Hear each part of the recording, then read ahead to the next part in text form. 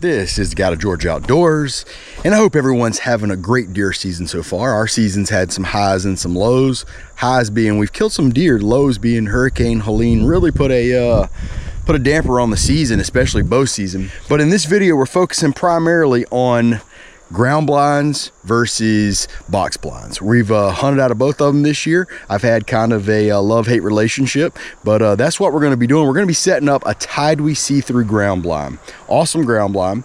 And we're also going to be getting Justin with Southern Carports and More of Georgia and Vidalia to come and set up a ground blind or box blind for us. And we're going to kind of compare and see what is right for you as a hunter on your property. This is one of my favorite food plots right here. My wife loves hunting here. We got some buck forage oats, we got the feeder, and right here used to be a really nice box blind until somebody caught it on fire doing some prescribed burning. Not going to say any names, but it was this guy right here. So my wife said I need to stand here. So Tidewe sent me this awesome see-through ground blind. So we're going to set it up here, and then we're going to get Justin to set us up one at a different location and kind of compare the setup time, compare the pros and the cons of each and which one's right for your application. But right now we're going to set up this Tidewe ground blind. I've got a food plot that direction. I've got the food plot that direction. We've already pruned a few trees and we're going to set it right here.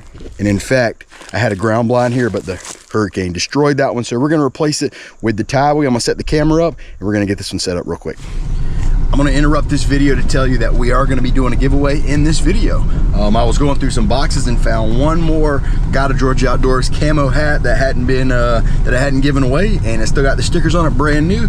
So all you have to do is stick to the end of the video, and I'm going to give you a prompt on what kind of comment to leave.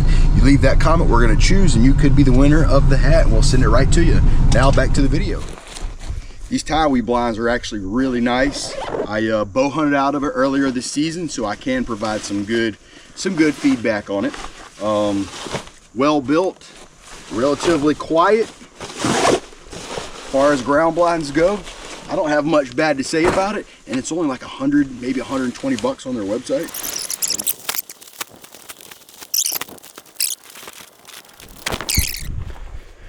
We still got some staking down to do and leveling it up, but that is it. Took me like by myself about 2 minutes, and that is one of the big pros of a blind like this. One of the cool things about this blind is it looks like this from the outside, and I'm in here moving around. You can't see me in here. Maybe you can see just a little bit of shadows. The sun's really high and bright right now, but from the outside it looks like that, but from the inside it looks like this. This is what the view looks like from the inside. And this is really cool if you have kids that like to come in here and sit with you, sit on the floor, and they can see, and you can see everything in both directions. That is really cool. A lot of times my kids hunt with me and they can't see over the edge of the blind, and we end up making more noise, but now they can sit on the ground and see the deer. So that is a game changer. All in all, I've got about 15 minutes in setup in this ground blind, but I really do like it, but there are some limitations to it. As good of a ground blind as this is, it is still a ground blind at the end of the day, and you're gonna have to put it up each year if you don't want it to get dry rotted. And no fault of the company, but I did that myself trying to take it down the other day. I ripped that. I drug a stick across it by accident and ripped that. So there are some, you know, being a ground blind and being made out of this tent material, it's going to rip, and if you leave it out here, it's going to get dry rotted. So those are some of the, you understand this is not a permanent fixture, and for me, I've never really got more than about 3 to 4 seasons out of a ground blind, even taking care of them. So just understand that this is not something you're gonna pass down to your grandkids.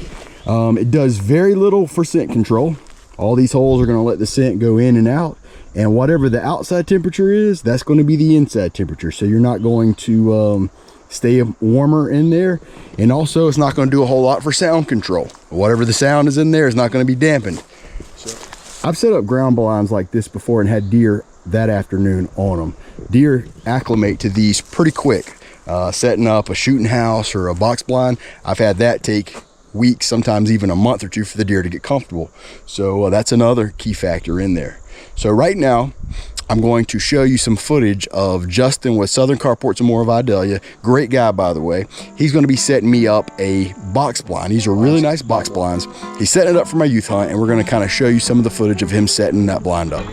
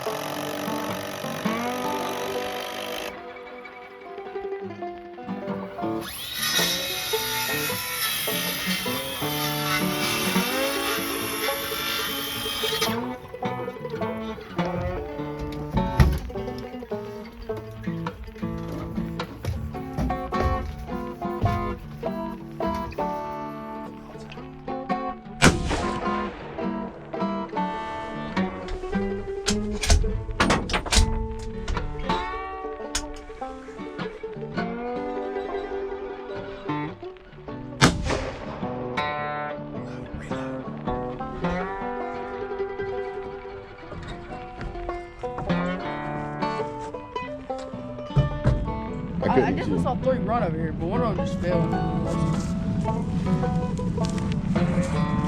1, 2,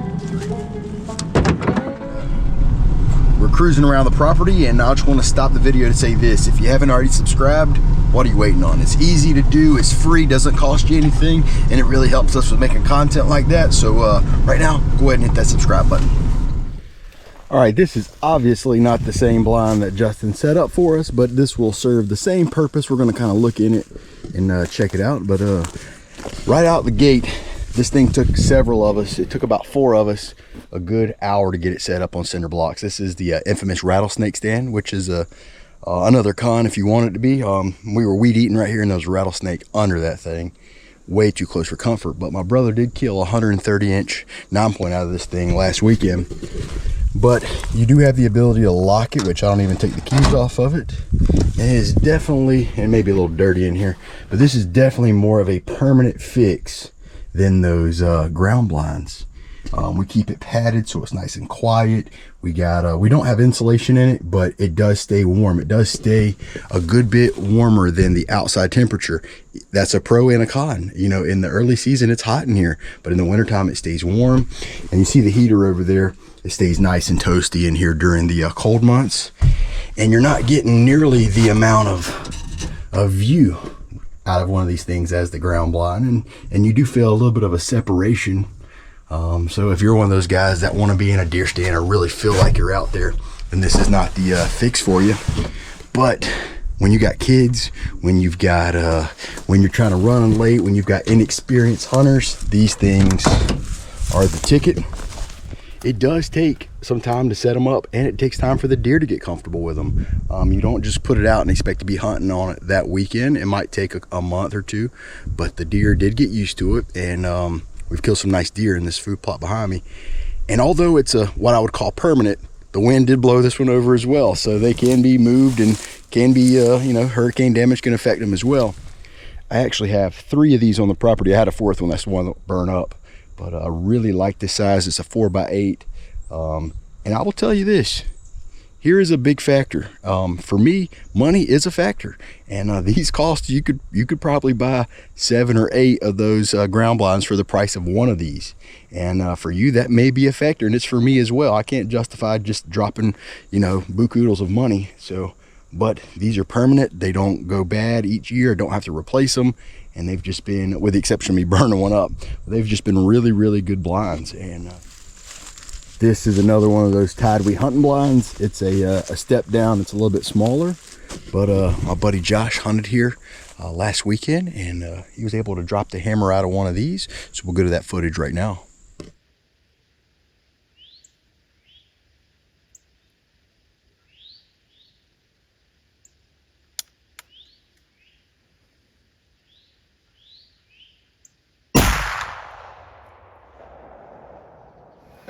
Alright. Raced it after I saw what it was. All right, what's going on, buddy? And now, What's going on, babe? I don't want to talk about it, to be honest with you. I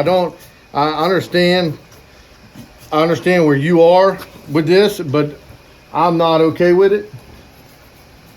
I'm upset about it, to be honest with you. How upset? I'm upset. I'm not hunting tomorrow. I'm just gonna video people hunting. Tell us why you're upset now, because we didn't get the recovery because you deleted it. Yeah, I deleted the recovery.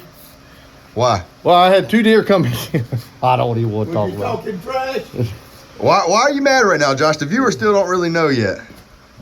I don't feel like the viewers should know. Let's look at it. Look, they got to take the good and the bad. I agree with that, 100%.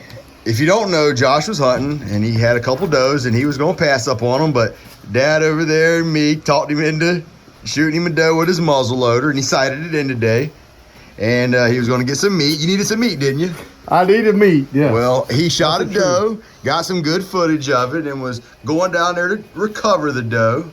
And when he got down there, he found the doe, but the problem was it ain't no doe. the doe had a set of something between his legs. Yeah. And it wasn't a doe. So as you can tell, there's pros and cons to both of them. So I'm going to give you a few situations, and I'm going to tell you which one I would use. I would use the ground blind or the box blind. If you're hunting public land, no doubt ground blinds. Really hot temperatures like early bow season, maybe you hunt in South Georgia, maybe in Florida where it gets really hot, ground blinds. Bow hunting, I'm going to give that to ground blinds as well. If you're hunting a piece of property that you want to hunt that day or within the next couple of days, ground blinds. If you've only got a piece of property for a year and you want to set up and get out of there, ground blinds. And if you've got a budget, if you don't want to spend a lot of money or don't have a lot of money to spend, ground blinds. If you hunt in really cold temperatures, I would go with the box blinds. If you're on your permanent property that you're going to have from year to year and that you don't want to have to take the stands down and you want to leave them there, I would go with the box blinds as well. If budget is not a concern and you're just wanting to get something that is going to be comfortable, that you could take kids with you, keep the sound down, sitting down, I would go with box blinds as well. And if I'm rifle hunting, I'd go with the box blinds. So with that said, there's a lot of pros and cons to both. I'm not going to say one is just hands down better than the other. For me, I hunt primarily right here on my own property, private property. I want my stands to be there year round, get the deer used to them. So for me, I like to hunt primarily with box blinds. To get entered in for a chance to win the hat, all you have to tell me is which one is your preference and why. Where are you hunting at? What kind of hunting? Is it bow hunting, rifle hunting? Do you prefer ground blinds because you hunt with a bow in South Georgia? Do you prefer box blinds because you're hunting in the snow in Michigan? I don't care. Leave your comment below and we'll choose one of those to be our winner and send you a hat. Hope you enjoyed this content. I'm not a scientist, but I just enjoy the outdoors and got a little bit of experience with both. You know, you probably have your preference and your style of hunting. Maybe you don't like either one. Maybe you like climbing stands. I don't care. It doesn't really matter. We all enjoy the outdoors the way we enjoy them. If you would, leave a comment below, hit that subscribe button. Until the next one, this has been the unofficial, no doubt incomplete guide to Georgia Outdoors.